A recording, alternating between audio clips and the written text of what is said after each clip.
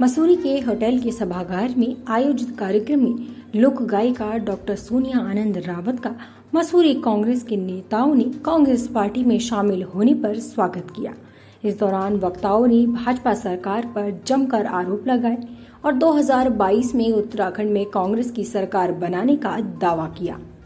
मसूरी से अजीत कुमार सिंह की रिपोर्ट। मंत्री और मुख्यमंत्री दौड़ लगा रहे हैं, पत्थरों की बिक्री इतनी हो चुकी है, इतने शिलान्यास हो चुके हैं।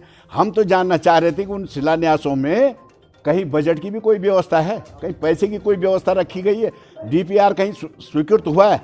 अरे यार, ऐसा क्यों माहौल बना रहे हो? इस उत्तराखंड का मखौल मत बनाओ। ये उत्तराखंड हिंदुस्तान का सिरमौर है और मसूरी से जाने वाली आवाज़ हिंदुस्तान से बाहर भी जाती है। हिंदुस्तान से बाहर भी हम लोगों को इस समय टीवी में आपके देख रहे हैं। आबकारी सचिव और आबकारी आयुक्त को लेकर भी आपने बात कही है, क्या है? 1 महीने में इसलिए बदले गए कि सचिन कुर्वे ने बात नहीं मानी तो इसीलिए तो बदला गया होगा। नीरज खैरवाल ने बात नहीं मानी, इसीलिए बदला गया होगा।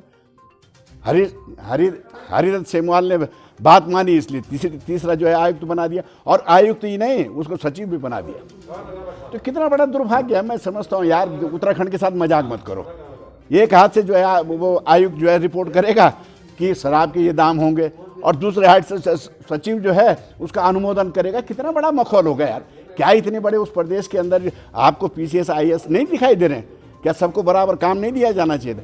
क्यों इन अधिकारियों का मखौल उड़ाया जा रहा है कि एक ही अधिकारी के ऊपर इतना बोझ डाल दो कि वो बोझ तले दब जाए, काम भी न कर सके?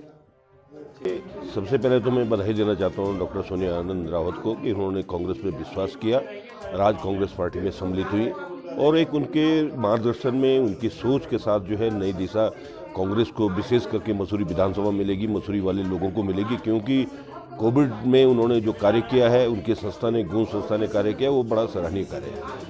दूसरा, अब चुनावी माहौल है तो निचली बात है कि चुनाव की बातें होंगी, और जब चुनाव की बातें होंगी तो कहीं न कहीं जो सिटिंग विधायक हैं, जो मंत्री आज प्रदेश के कैबिनेट मंत्री हैं, तो उनका लेखा जोखा भी जनता के सामने जाना चाहिए कि उन्होंने 5 साल या 10 साल में या 15 साल में उन्होंने मसूरी विधानसभा और राजपुर विधानसभा में क्या कार्य किए हैं।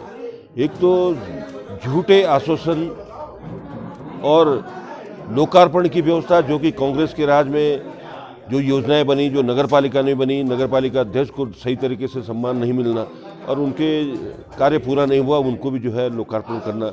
मसूरी रोपवे का पता नहीं कहाँ शिलान्यास सैंसपुर में कर दिया, कहाँ कर दिया, जो कि अभी तक धरातल में कोई बात नहीं। बहुत सारी बातें हैं जो कि हम अपने विधायक से पूछना चाहते हैं।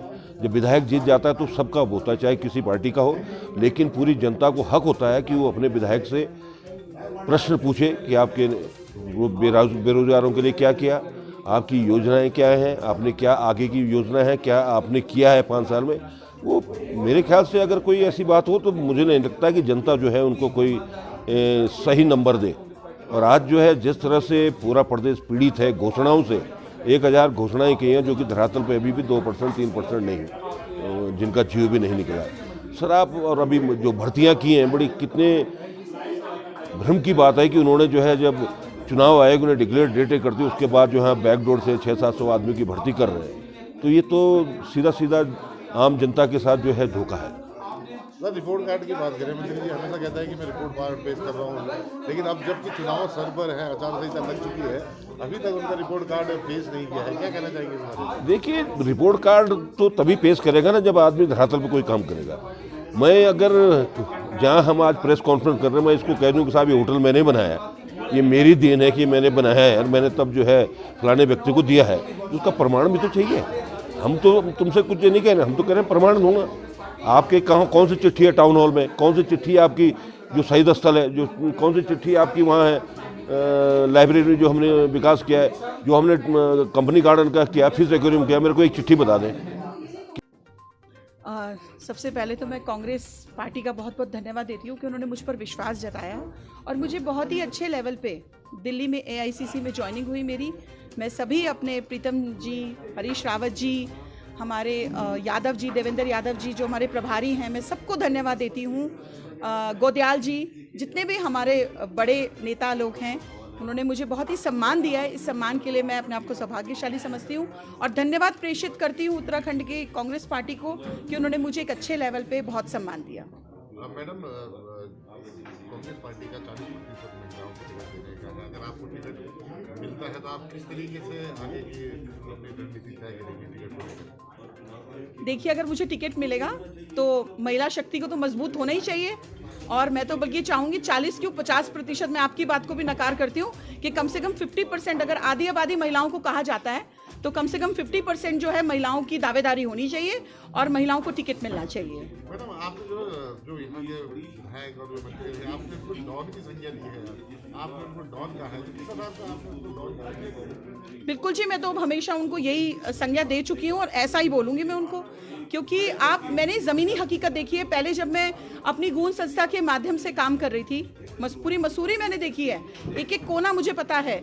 मैंने वहाँ पर जाके लोगों की जब समस्याएं सुनी हैं, तब मुझे आभास हुआ कि मंत्री बनना सिर्फ कुर्सी पर बैठने का एक नाम नहीं है कि मंत्री जी बन गए और जनता ने आप पे विश्वास जताया, लेकिन आप तो जनता का विश्वास चूर चूर हो गया।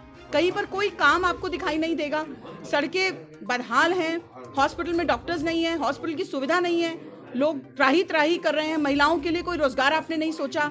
अरे 15 साल की गवर्नमेंट में तो 15 साल आप मंत्री रहे हैं, अब तक तो मसूरी का बहुत विकास होना चाहिए था। इसलिए वो गाड़ी में आते हैं, जैसा कि मैंने पहले भी कहा, गाड़ी में आते हैं वीआईपी की तरह, 2 गाड़ियां पीछे होती हैं, 1 गाड़ी आगे होती है और हाथ में फोन होता है, कोई उनको दिखाई नहीं देता। तो मेरे को तो लगता है कि ऐसा डॉन ही कोई कर सकता है। मैडम, आजकल फेसबुक पे, सोशल मीडिया पे एक पोस्ट डाली जा रही है कि संभावित प्रत्याशी को लेकर बधाइयों का दौर शुरू हो चुका है। जब तक टिकट अभी तक नहीं हुआ, उसके बावजूद भी ऐसे पोस्ट डाले जा रहे हैं, तो उसके बारे में क्या प्रतिक्रिया है? देखिए, ऐसा होता है कि बधाइयाँ अब लोग दे रहे हैं तो अच्छी बात है। बधाई देने वाले उनके जो कार्यकर्ता रहे होंगे, जो उनके शुभचिंतक हैं, वो उनको बधाई ही देंगे। और बधाइयाँ तो सभी को मिलती हैं, हमें भी बधाइयाँ मिल रही हैं, गुनसोला जी को भी बधाई मिल रही है। बात तो तब सामने आएगी जब बधाइयों का दौर खत्म होकर सच्चाई हकीकत सामने आएगी।